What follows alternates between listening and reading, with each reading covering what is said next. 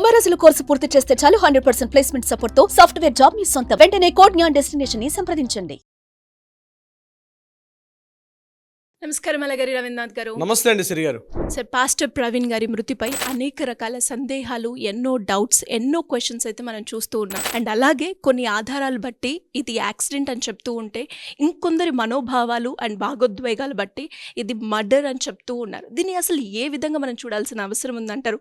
దీనికి సంబంధించిన latest updates ఏంటి సార్? ప్రవీణ్ పగడాల గారి యొక్క ఆకస్మిక మృతి లేకపోతే అనుమానాస్పద మృతి అని బిఎన్ఎస్ సెక్షన్ 194 ప్రకారం ఏదైతే పోలీసులు అక్కడ రాజానగరం సిఏలో అంటే పోలీస్ స్టేషన్లో నమోదైనటువంటి ఈ కేసుకు సంబంధించి గడచిన 8 రోజులుగా రకరకాల అనుమానాలు, రకరకాల సందేహాలు, దీనికి సంబంధించి నిజ నిర్ధారణ చేసే కొన్ని మనకి సంఘటనలు కనిపిస్తుండగా మరికొంత భావోద్వేగపూరితంగా ఉన్నటువంటి అతి సున్నితమైనటువంటి సమస్య అయితే మాత్రం దీన్ని చెప్పుకోవచ్చు.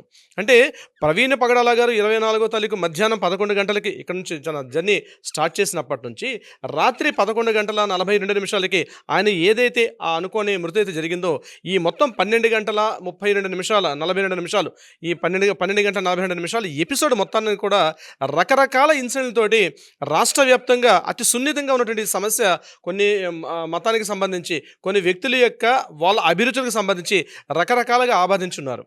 అయితే ఇది ఒక భావోద్వేగానికి సంబంధించిందా లేకపోతే నిజాలు కనిపిస్తున్నటువంటి ఆధారాలు కనిపిస్తున్నటువంటి నిజ ఆధారాలకు సంబంధించి అన్నది పోలీసులు బయటకు వచ్చి దాన్ని కంప్లీట్గా ప్రెస్ మీడియాలో పెట్టి ఇది జరిగింది అని చెప్పేదాకా ఈ ఊహాగానాలకి ఇటువంటి అతిశయోక్తులకి వీటికి మధ్య ఘర్షణ అయితే జరుగుతూ ఉంటుంది. అంటే ఇక్కడ ఫోర్త్ ఎస్టేట్గా పనిచేస్తున్న మీడియా రంగానికి అదేవిధంగా కనిపిస్తున్నటువంటి ఈ వ్యక్తులు ఏదైతే మతానికి ఒక మతానికి సంబంధించినటువంటి ఆ వ్యక్తులు వాళ్ళు మాట్లాడుతున్న మాటలకి రెండింటికి మధ్య ఒక రకమైనటువంటి సంఘర్షణ అయితే ఒక సంఘర్షణ పూర్తయిన వాతావరణం అయితే ఉంది. అయినప్పటికీ కూడా రాష్ట్ర వ్యాప్తంగా నిన్న కాకినాడలో దీనికి సంబంధించి కొన్ని అలజడులు రేగడానికి కొంతమంది ప్రయత్నించినప్పటికీ కూడా రాష్ట్ర వ్యాప్తంగా ఉన్నటువంటి పోలీసు యంత్రాంగం ముఖ్యంగా ప్రభుత్వం మాత్రం చాలా చిత్తశుద్ధిగా పనిచేస్తుందని మాత్రం మనం చెప్పుకోవచ్చు సిరి గారు. అయితే ఇక్కడ ప్రవీణ్ పగడాల గారు రీసెంట్గా అంటే ఒక్కొక్క గంటకి ఎలా అయిపోయిందంటే ఒక క్రికెట్ బ్యాటింగ్ అంటే 2020 మ్యాచ్ ఆడుతున్నప్పుడు ఎలా అయితే బాల్ టు బాల్ ఎలా ఉంటుందో ఎంత క్యూరియాసిటీ ఇంట్రెస్ట్ ఉంటుందో అలాంటి సిచ్యువేషను ఈరోజు ప్రతి గంటకి ఒక్కొక్క న్యూస్ రిలీజ్ అవుతుంది.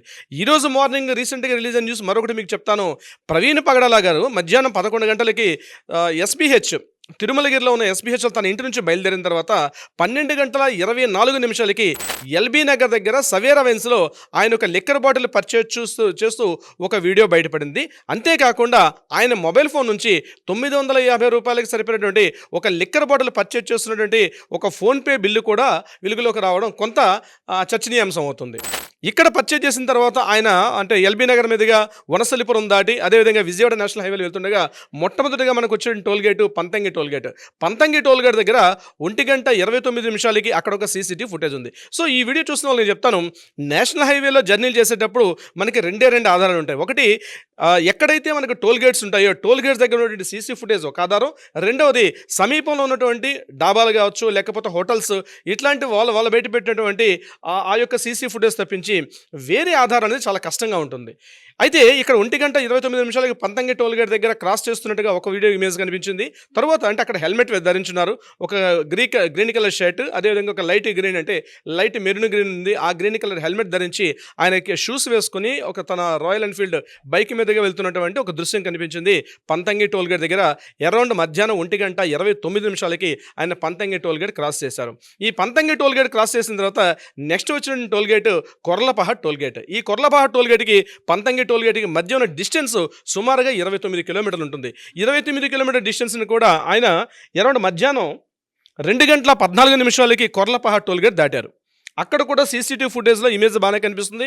బైక్ కూడా ఎలా అయితే పంతంగి టోల్ గేట్ దగ్గర బైక్ ఇమేజ్ ఎలా కనిపిస్తుందో ఇక్కడ కూడా అలాగే కనిపిస్తుంది.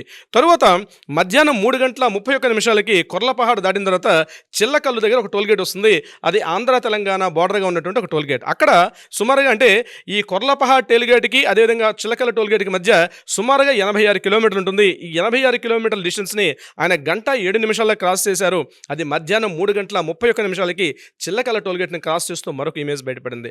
అక్కడ 3:30 అయిపోయిన తర్వాత నెక్స్ట్ మరలా టోల్ గేట్ మనకి కీసర టోల్ గేట్ వస్తుంది. అది అక్కడ నుంచి అంటే చిల్లకల టోల్ గేట్ నుంచి కీసర టోల్ గేట్కి సుమారుగా 27 కిలోమీటర్లు ఉంటుంది. ఈ డిస్టెన్స్ని ఆయన సుమారుగా ఒక 40 నిమిషాలు క్రాస్ చేశారు. సాయంత్రం 4:07 కీసర టోల్ గేట్ దగ్గర ఒక ఇమేజ్ కనిపించింది. సో కీసర టోల్ గేట్ని క్రాస్ చేసిన తర్వాత మరొక ఇమేజ్ బయటపడింది. ఆయన మధ్యలో కోదాడ ఆ ప్రాంతంలో కూడా ఒక లిక్కర్ షాప్కి వెళ్ళి మరలా పర్చేజ్ చేసినట్టు కనిపిస్తుంది. అది అవునా కాదండి పోలీసు దర్యాప్తులో మాత్రం విచారణలో మాత్రం బయటకు వెలుగులోకి వచ్చే అవకాశం ఉంటుంది. తర్వాత ఇక్కడ కీసర టోల్ గేట్ దగ్గర ఒక రోడ్డు క్రాస్ చేస్తూ ఆయన హై స్పీడ్లో క్రాస్ చేసినప్పుడు ఎదురుగా ఉన్నటువంటి ఒక పోల్ అంటే ఒక కరెంట్ పోల్ అనుకుంటాను, ఆ కరెంట్ పోల్ని హిట్ చేసినట్టు కనిపించింది. ఆ ఫుటేజ్ అంటే సీసీటీవీ ఫుటేజ్కి ఎదురుగుండా ఒక ఆటో అలాగే ఒక డీసీఎం వ్యాన్ కూడా క్రాస్ అవుతుంది. కేవలం అక్కడ పొగ దుమ్ము ధూళి వెలిగినట్టు కనిపించింది. ఆ రెండు వెహికల్స్ కూడా క్రాస్ అయిపోయిన తర్వాత ఒక కింద పడినటువంటి అంటే గ్రౌండ్ లెవెల్ కొద్దిగా హైట్లో మాత్రమే హెల్మెట్తో ఒక వ్యక్తి లేస్తున్నట్టుగా కనిపించింది. అక్కడ కలర్ కూడా ఇంచుమించుగా ఇదే కలర్ కనిపిస్తుంది. బట్ లాంగ్ వీల్ ఉంటుంది. అది కేవలం ఎఫ్ఎస్ఎల్ వల్ల మాత్రం రిలీజ్ చేయాలి. ఎందుకంటే మనకు దొరికే మీడియా కథనాల ప్రకారం ఉన్నటువంటి ఇమేజెస్ అయితే యాక్చువల్గా ఉన్నది మనం చూస్తాం. బట్ ఎఫ్ఎస్ఎల్ అంటే ఫోరెన్సిక్ వాళ్ళు ఏం చేస్తారంటే ఈ ఇమేజెస్ని ప్రతి మినిట్ కూడా చేంజ్ చేసి అవ్వకుండా అంటే ప్రతి సెకండ్ కూడా ఆ వీడియో ఇమేజ్ని జూమ్ చేసి కూడా వాళ్ళ టెక్నాలజీ ద్వారా బయటకు వెలుగులోకి వచ్చే అవకాశం ఉంటుంది. బహుశా మీడియా కాకుండా పోలీసు దర్యాప్తులో మాత్రం ఈ ఇమేజెస్ని బయటకు వెలుగులోకి వస్తే ఇంకా కాస్త స్పష్టతగా ఉండే అవకాశం ఉంటుంది. దీని తర్వాత ఆయన 4:07 అక్కడ ఉన్నటువంటి కీసర టోల్ గేట్ దాటిన తర్వాత సుమారుగా 5 గంటల అంటే 4:45 ఆ టైంలో విజయవాడ సిటీలోకి ఎంటర్ అయ్యారు. విజయవాడ సిటీలో ఆయన అంటే దుర్గా బ్రిడ్జ్ క్రాస్ చేశారు. దుర్గా బ్రిడ్జ్ దిగిన తర్వాత నెహ్రూ బస్ స్టేషన్ మీదుగా రామవరప్ప అంటే విశాఖపట్నంకి వెళ్ళే ఆ నేషనల్ హైవేలో టర్న్ చేశారు. ఇక్కడ మహానాడు జంక్షన్ వస్తుంది. మహానాడు జంక్షన్ దగ్గర మరలా సీసీటీవీ ఫుటేజ్ అక్కడ కనబడలేదు. అంటే మరలా పొట్టిపాడు అంటే నెక్స్ట్ టోల్ గేట్ ఏంటంటే వైజాగ్ అంటే టువర్డ్స్ విశాఖపట్నానికి వెళ్ళే రోడ్లో మనకి పొట్టిపాడు టోల్ గేట్ దగ్గర కనిపిస్తుంది. పొట్టిపాడు టోల్ గేట్ దగ్గర సుమారుగా రాత్రి 9:15 ఆయన అక్కడ క్రాస్ చేస్తూ కనిపించారు. అక్కడ డ్యామేజే ఉంది. ఇక్కడ మనకి 3:30 ఎక్కడైతే చిల్లకల్లో క్రాస్ అయ్యారో 3:31 నుంచి 4:07 అనుకున్నాం. 4:07 కీసర దగ్గర క్రాస్ అయ్యారు. ఈ 4:07 కీసర టోల్ గేట్ నుంచి విజయవాడ టౌన్లోకి ఎంటర్ అయిన తర్వాత ఇక్కడ మహానాడు జంక్షన్ దగ్గర నుంచి ఏమయ్యారని పరిశీలిస్తే అక్కడ రీసెంట్గా మనం నిన్న ఒక వీడియోలో కూడా చెప్పుకోవడం జరిగింది. అక్కడ ట్రాఫిక్ జంక్షన్ ఉంటే రామవరపాడు జంక్షన్ దగ్గర ఉన్నటువంటి ట్రాఫిక్ ఎస్ఐ సుబ్బారావు గారు అంటే ఆ జంక్షన్కి అంటే సుమారుగా ఆ రోడ్డుకి పక్కగా ఉన్నటువంటి 50 మీటర్ల డిస్టెన్స్లో ఈయన కూర్చున్నటువంటి ఒక ఫోటోని అక్కడ రామవరపాడు ఎస్ఐ గారు తీసినటువంటి తన మొబైల్ ఫోన్తో తీసినట్టు ఒక ఫోటో తీశారు. అంటే జంక్షన్లో ఉన్నటువంటి వాళ్ళు ఆ ఎస్ఐలకు వాళ్ళకి డ్యూటీలో భాగంగా ఈ ఇమేజ్ను కూడా వాళ్ళు క్యాప్చర్ చేశారు. ఎందుకు చేశారంటే డ్రంక్ అండ్ డ్రైవ్ చేసుకొస్తున్నారా లేదని తెలియదు, ఆయన అక్కడ స్పష్టత ఇవ్వలేదు. కానీ ఇక్కడ ఆయన డ్రైవ్ చేసుకుంటూ ఎక్కడి నుంచి వస్తున్నారంటే హైదరాబాద్ నుంచి వస్తున్నారని చెప్పారు. బట్ ఈయన ప్రాసెసర్ ప్రవీణ్ పగడాల గారు ఆయన గుర్తించలేదు, ఆయన కూడా చెప్పలేదు. అయితే చాలాసేపు జర్నీ చేసుకొని రావడం వల్ల మరి అంత ఎండలో మిట్ట మధ్యాహ్నం 11 గంటల సమయంలో ఉన్నటువంటి ఎండలో బయలుదేరి రావడం ఒకటి, లేకపోతే ఇతరత్ర కారణాల వల్ల ఏమైనా బహుశా సన్ స్ట్రోక్ జరిగిందో తెలియదు. కానీ ఆయన కుప్పకూలబడిపోయి ఆయన ఫుట్పాత్ మీద కూర్చుంటున్న దృశ్యం అయితే మనకు కనిపించింది. ఇక్కడ రెస్ట్ తీసుకోమని చెప్తే ఆయన ఎదురుగా ఉన్నటువంటి పార్కులో వెనక ఉన్నటువంటి పార్కులో కాసేపు పడుకున్న తర్వాత ఆ ఎదురుగా అమరావతి టీ స్టాల్ ఉంటే ఆ అబ్బాయి వచ్చి నాగార్జున అబ్బాయి పేరు ఆయన వచ్చి టీ ఇవ్వడం కూడా తెలిసింది. ఆయన టీ తీసుకున్న తర్వాత మరలా ఏదైతే హ్యాంగ్ అయిపోతున్నాడు ఎక్కడికి వెళ్తున్నారు మీ ప్రయాణం అంటే రాజమండ్రి వెళ్ళడానికి వెళ్తున్నాను చెప్పారు. అయితే ఈ ఊడిపోయినటువంటి హెడ్లైట్తో వెళ్ళడం కష్టం కాబట్టి అంటే ఈయన ఏదైనా లోపల నుంచి ఒక వైర్ తీసుకొచ్చి ఆ యొక్క హెడ్లైట్కి కట్టే ప్రయత్నం చేస్తే ఆయన కాస్త యాక్సెప్టెన్స్ ఇవ్వలేదు. బట్ ఈలోగా ఆయన నుంచి బయలుదేరిపోయి బయటకు వచ్చే దృశ్యం అయితే కనిపించింది. ఇది మనకి రామవరపాడు జంక్షన్ దగ్గర సుమారుగా సాయంత్రం 8:30 ఆ ప్రాంతంలో జరిగింది. ఇది యాక్చువల్గా జరిగిన సంఘటనగా మనకు అక్కడ నుండి దృశ్యాలు కనిపిస్తున్నాయి. అయితే ఇక్కడ ఎగైన్ అక్కడ నుంచి బయలుదేరిన తర్వాత పొట్టిపాడు జంక్షన్ దగ్గర రాత్రి 9:15 మరలా అదే దీంతో కనిపిస్తున్నారు. ఇక్కడ 9:15 వెళ్ళే సమయంలో ఆయన అక్కడ నుంచి ఇండికేటర్స్ వేసుకుంటూ హెడ్లైట్ లేదు, కేవలం ఇండికేటర్ మీద మాత్రమే వెళ్తున్నారు. ఇది దాటిన తర్వాత నెక్స్ట్ వచ్చే టోల్గేట్ ఈ కలపర్రు టోల్గేట్ అంటారు దాన్ని. అది 9:33 ఆయన క్రాస్ చేస్తూ కనిపించారు ఆ యొక్క దీంట్లో. దీనికి సుమారుగా కలపర నుంచి నెక్స్ట్ వచ్చే టోల్గేట్ నల్లజర్లు అంటారు, లేకపోతే వీరపల్లి టోల్గేట్ అంటారు. ఇది అక్కడ నుంచి 76 కిలోమీటర్ ఉంటుంది. రాత్రి 11:04 మనకి ఈ నల్లజర్ల లేకపోతే వీరవల్లి టోల్గేట్ అంటారు అక్కడ కనిపించే దృశ్యం. అక్కడ కూడా ఇండికేటర్ వేసుకుంటూ వెళ్తున్నారు ఈ వ్యక్తి. తర్వాత రాత్రి 11:31 కొవ్వూరు టోల్గేట్ దగ్గరికి వచ్చారు. ఈ డిస్టెన్స్ సుమారుగా 46 కిలోమీటర్ల డిస్టెన్స్. దీన్ని 11:31 క్రాస్ చేశారు. అంటే 11:04 నల్లజర్లో ఉన్నటువంటి వ్యక్తి 11:31 ఈ కొవ్వూరు కొవ్వూరు టోల్గేట్కి వచ్చేసారు. ఈ మధ్య డిస్టెన్స్ సుమారుగా 46 కిలోమీటర్లు. కానీ ఈ 46 కిలోమీటర్ల డిస్టెన్స్ని జస్ట్ ఓన్లీ ఒక 20 కిలోమీటర్స్లో క్రాస్ చేశారు. అయితే ఇక్కడ ఈ డిస్టెన్స్ క్రాస్ చేసినప్పుడే ఇంత ఫాస్ట్గా వచ్చారని ఒక దృశ్యం అయితే అర్థమవుతుంది. అక్కడ రికార్డ్ అయినటువంటి సీసీటీవీ ఫుటేజ్లో ఉన్నటువంటి మనకి టైం లైన్ ప్రకారం. అయితే ఈ కలపర్రు టోల్గేట్ నుంచి నల్లజర్ల టోల్గేట్ మధ్యలో ఏలూరు వస్తుంది. ఏలూరు దగ్గర ఒక వైన్ షాపులో రాత్రి 10 గంటల 10 నిమిషాలకి ఒక వైన్ షాపులో ఒక లిక్కర్ బాటిల్ పర్చేజ్ చేస్తూ, అది కూడా బకాడీ వైన్ అనుకుంటా, వైట్ వైన్ పర్చేజ్ చేస్తూ ఉన్నటువంటి ఒక దృశ్యం అయితే సీసీటీవీ ఫుటేజ్ కూడా వెలుగులోకి వచ్చింది. అది రాత్రి 10 గంటల 10 నిమిషాలకి ఏలూరు దగ్గర ఉన్న ప్రాంతంలో. అయితే ఈయన ఏదైతే సంఘటన జరిగిన ప్రదేశం ఏదైతే ఉందో అది 11 గంటల 42 నిమిషాలకి జరిగినట్టుగా పోలీసులు నిర్ధారించారు. అది ఈ కొవ్వూరు టోల్గేట్ దగ్గర నుంచి ఈ సంఘటన జరిగినటువంటి ఏదైతే ఇక్కడ అనుమానాస్పద మృతిగా ఉన్నటువంటి ఆ యొక్క సీన్ ఆఫ్ ప్లేస్ ఉందో అక్కడికి 11 గంటల 42 నిమిషాలు రీచ్ అయ్యారు. ఇది యాక్చువల్గా జరిగింది. ఈ జరిగిన సందర్భంలో ఈయన క్రాస్ చేస్తూ ఒక 4 వెహికల్స్ వెళ్తున్నట్టుగా కూడా పోలీసులు గుర్తించారు. ఆ 4 కార్లు కూడా దీన్ని ఐడెంటిఫై చేశారు. ఈ కార్ ఇట్లా ఇండికేటర్తో వెళ్తున్నట్టుగా. ఇదే విషయాన్ని నేను ఐజీ గారు కూడా మాట్లాడుతూ ఒక మాట అన్నారు. ఈయన తన మెయిన్ హెడ్లైట్ పనిచేయకపోవడం వల్ల దగ్గరగా ఉన్నటువంటి ఏవైతే దగ్గర కార్లు వెళ్తున్నాయో, లారీలు వెళ్తున్నాయో ఆ లైటింగ్ ఇమేజ్ని క్రాస్ చేసుకుంటూ వెళ్తున్నారు. ఓన్లీ ఇండికేటర్ ఏంటంటే నేను వెహికల్ వస్తున్నట్టుగా పక్కలో తెలియడం కోసం చెప్పి ఇండికేటర్ మాత్రం గుర్తిస్తున్నారు తప్పించి ఈయన హెడ్లైట్ కనిపించకపోవడం వల్ల పక్కన ఉన్నటువంటి ఏవైతే హెవీ వెహికల్స్ వెళ్తున్నాయో ఆ లైటింగ్ షేడ్లు ఈయన చాలా ఫాస్ట్గా వెళ్తున్నారని చెప్పడం జరిగింది. ఇది యాక్చువల్గా టైం లైన్ మొత్తం మాట్లాడుకుంటే 11 గంటలకి తిరుమలగిరిలో బయలుదేరినటువంటి ప్రవీణ్ పగడాల గారు రాత్రి 11 గంటల 42 నిమిషాలకి ఏదైతే అక్కడ జరిగిన సంఘటనకి మధ్య ఉన్నటువంటి టోటల్ టైం లైన్ దీన్ని చెప్పుకోవచ్చు. ఇక్కడ ఈ ఎంటైర్ ఎపిసోడ్ మీద పోలీసులు ఇప్పటిదాకా మాట్లాడేది కేవలం మీడియా వాళ్ళు రిలీజ్ చేసినటువంటి ఈ అంటే ఆధారాలను కూడా మనం మాట్లాడుకుంటున్నాం. అయితే ఇక్కడ కొన్ని క్వశ్చన్స్ అయితే రేజ్ అవుతున్నాయి సిరి గారు. ఒకటి ఫస్ట్ ఏంటంటే హెల్మెట్ పెట్టుకొని ఎక్కడైతే మనకి పంతంగి టోల్గేట్ దగ్గర మనకి ఫస్ట్ ఇమేజ్ మనకు కనిపిస్తుంది.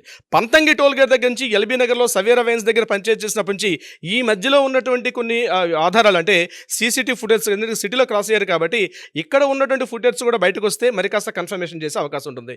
మరొకటి ప్రధానంగా డౌట్ ఏంటంటే ఎంటైర్ ఈ 12 గంటల పాటు ఉన్నటువంటి జర్నీలో ఆయన హెల్మెట్ ధరించే ఉన్నారు.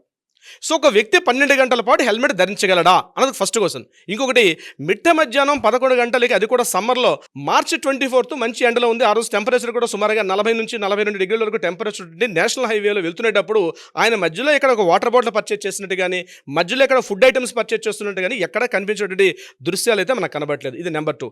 ఒక వ్యక్తి హెల్మెట్ కంటిన్యూ ధరించడం వల్ల తెలియకుండానే లోపల ఒక సన్ స్ట్రోక్ వచ్చే అవకాశం ఉంటుంది. రామవరపాడు జంక్షన్ దగ్గర ఆయన కూర్చున్నటువంటి దృశ్యాలు ఏవైతే చూస్తున్నామో అక్కడ సన్ స్ట్రోక్ వచ్చిన వ్యక్తి పడిపోయినట్టుగా ఉన్నాడు తప్పించి లిక్కర్ తాగారా లేదంటే పోలీసుల యొక్క దర్యాప్తులో మనకి నిజంగా కన్ఫర్మేషన్ చేస్తే కానీ దాన్ని మనం కన్ఫర్మేషన్ చేసే అవకాశం అయితే లేదు. సిరిగా గుర్తుపెట్టుకోవాల్సింది అంటే ఇక్కడ 12 గంటల పాటు హెల్మెట్ రిమూవ్ చేయకుండా ఈవెన్ దో ఒక లిక్కర్ షాపులో కూడా ఒక లిక్కర్ పర్చేజ్ చేస్తున్నప్పుడు కూడా విత్ హెల్మెట్ తోటే ఆయన పర్చేజ్ చేయడం, హెల్మెట్ తీయకుండా ఎక్కడ కూడా లేని ఇమేజ్ లేవు. కంటిన్యూ ప్రతి ఇమేజెస్లో కూడా మనకి హెల్మెట్ తోటే కనిపిస్తుంది.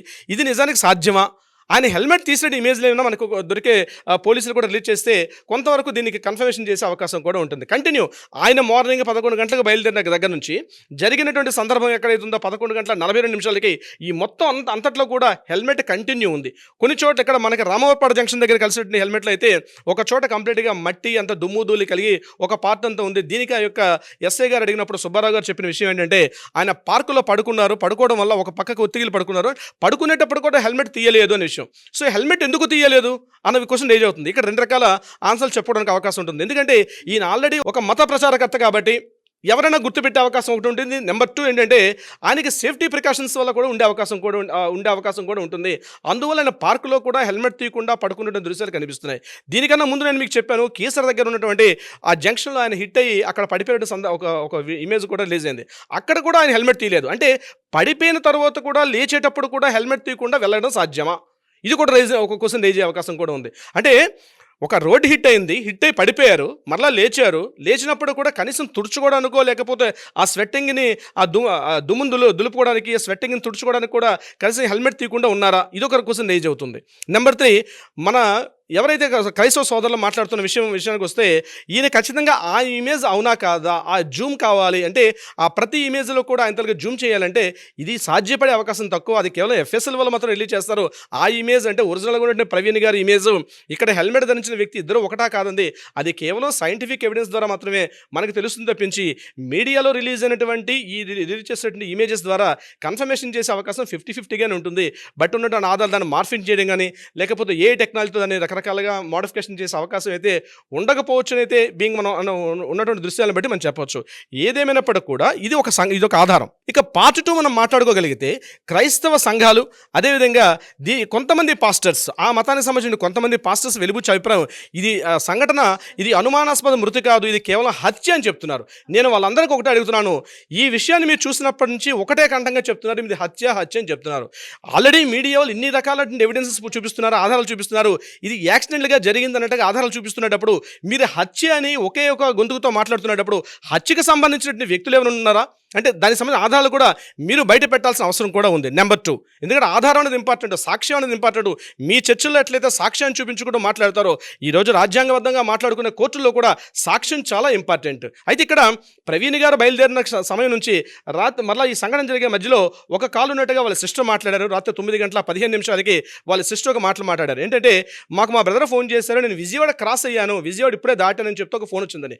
ఒకవేళ మార్గ మధ్యం ఆయన మీద అటాక్ జరిగినట్లయితే ఖచ్చితంగా చెప్పి ఉంటారు కదా, ఖచ్చితంగా ఇన్ఫార్మ్ చేయకుండా ఉండరు. లేకపోతే దగ్గరలో ఉన్న చర్చలు కావచ్చు, పాస్టర్స్ కావచ్చు, ఆయనకు ఉన్నటువంటి ఒక సెలబ్రిటీ హోదా వల్ల, అంటే ఆ సంఘానికి సంబంధించి ఒక సెలబ్రిటీ హోదా వల్ల ఖచ్చితంగా ఎవరెవరికి ఇంటిమేషన్ చేసి ఉంటారు. కానీ ఇంటిమేషన్ చేయకుండా ఇంత లాంగ్ జర్నీ చేసే అవకాశం ఉంటుందా అన్నది కూడా మరొక క్వశ్చన్ రైజ్ అవుతుంది. సో ఈ యొక్క ఆన్సర్ని బట్టి మనకు తెలిసేది ఏంటంటే ఈయన మీద ఎవరు అటాక్ చేయలేదు, ఇది కేవలం యాక్సిడెంట్గా జరిగి ఉండడానికి ఈ యొక్క ఏదైతే 9:15 వాళ్ళ సిస్టర్కి ఏదైతే కాల్ చేశారో దాన్ని బట్టి మనం కన్ఫర్మ్ చేసుకునే అవకాశం కూడా ఉంటుంది సిరి గారు. అయితే ఇప్పుడు నేను మాట్లాడేది ఏంటంటే ఈ యొక్క క్రైస్తవ సంఘాలు కావచ్చు, కొంతమంది నాయకులు మాట్లాడే మాటల్లో ఇది ఖచ్చితంగా ఇది హత్య జరిగినప్పుడు ఏదైనా ఒక ఆధారం, ఏదైనా ఒక సాక్ష్యం, పాస్టర్స్ కావచ్చు, ఆయన మధ్యలో మాట్లాడిన వ్యక్తులు కావచ్చు, ఫోన్ ఇండికేషన్స్ కావచ్చు, ఏదైనా కావచ్చు, ఒక ఆధారాన్ని తెలియపరచాలి తప్పించి వితౌట్ ఎనీ ఎవిడెన్స్, సాక్ష్యం లేకుండా, ఎటువంటి సాక్ష్యం లేకుండా మీరే చెప్తారు కదా చర్చిలో సాక్ష్యాలే, మీ చర్చిలో ఉన్నటువంటి 3 గంటల్లో కనీసం ఒక గంట సేపు పాటు మీరు సాక్ష్యాలు చెప్తారు. అటువంటి సాక్ష్యం చూపించకుండా ఒకరి మీద బురద జల్లే ప్రయత్నం కరెక్ట్ కాదు. ఇంకొకటి గుర్తుపెట్టుకోండి, మతం వేరు, ప్రజాస్వామ్యబద్ధంగా ఉండే రాజ్యాంగబద్ధంగా ఉండే వ్యవస్థలు వేరు. వ్యవస్థల మీద నమ్మకం పెట్టుకోవాల్సిన అవసరం ప్రతి ఒక్క వ్యక్తి మీద ఉంది. అది ఈ మతమా ఆ మతం అనే కాదు, మతాలకు అతీతంగా ఉండే దర్యాప్తు సంస్థల మీద, న్యాయ వ్యవస్థ మీద నమ్మకాన్ని అయితే వెలిబుచ్చాలి. ఒకవేళ మీకేమైనా అనుమానాలు ఉంటే ఖచ్చితంగా ముందుకు వచ్చి ఇది కరెక్ట్ కాదు, ఈ రకమైన ఆధారం నా దగ్గర ఉందని చెప్పి మీరు న్యాయ వ్యవస్థ ద్వారా దాన్ని పొందే హక్కు కూడా మరలా మనకు ఉంది. అంతేగాని కేవలం ఒక ఇంటెన్షన్ తోటి ఇలా జరిగి ఉండొచ్చు, ఊహాగానాలకి రకరకాల స్పెక్యులేషన్స్కి ఉండే అవకాశం లేదు. కానీ డెఫినెట్గా మీ దగ్గర ఆధారాలు ఉంటే ఆధారాలు వెలిబుచ్చి, ఆధారాలు ప్రూవ్ చేయించి, వ్యక్తులు కావచ్చు, సంఘటన కావచ్చు, సిచ్యువేషన్స్ కావచ్చు, పత్రాలు కావచ్చు, వీడియో ఇమేజెస్ కావచ్చు, ఫోటో ఇమేజెస్ కావచ్చు, ఏదైనా ఒకటి ఈరోజు ఎవరైతే దీనికి వ్యతిరేకంగా మాట్లాడుతున్నారో తప్పనిసరిగా దాన్ని వెలుగులో తీసుకురావాల్సిన అవసరం అయితే ఉంది. ఈ విషయంలో మాత్రం ఆంధ్రప్రదేశ్ పోలీస్ వ్యవస్థగా మాత్రం మరొకసారి ధన్యవాదాలు తెలుపుకుంటున్నాను. ఎందుకంటే అతి సున్నితమైనటువంటి సమస్యని, చాలా సెన్సిటివ్ విషయాన్ని మాత్రం చాలా అద్భుతంగా డీల్ చేస్తున్నారు. ఎస్పీ గారు అనేటువంటి అక్కడ ఉండే నరసింహ కిషోర్ గారు కావచ్చు, ఏలూరు రేంజ్ అయినటువంటి ఐజీ గారు అంటే అశోక్ కుమార్ గారు కావచ్చు, ముఖ్యమంత్రిగా ఈ విషయం చంద్రబాబు నాయుడు గారు చేస్తున్నారు. ఏంటంటే ప్రతిరోజు కూడా అప్డేట్ ఏదైతే ఉందో మీరు ప్రెస్ మీడియా పెట్టి ప్రతి విషయాన్ని కూడా వెలుగులో తీసుకుని చెప్పి ముఖ్యమంత్రి ఆదేశాల మేరకు ఏదైతే వెలుబుస్తున్నారో రియల్గా హ్యాట్స్ ఆఫ్ అని చెప్పొచ్చు సిరి గారు. Anyways thank you sir, thank you so much. Thank you so much అండి సిరి గారు. సుమన్ టీవీలో మీ పర్సనల్ అండ్ బిజినెస్ ప్రమోషన్స్ కోసం కింది నెంబర్కి కాంటాక్ట్ చేయండి.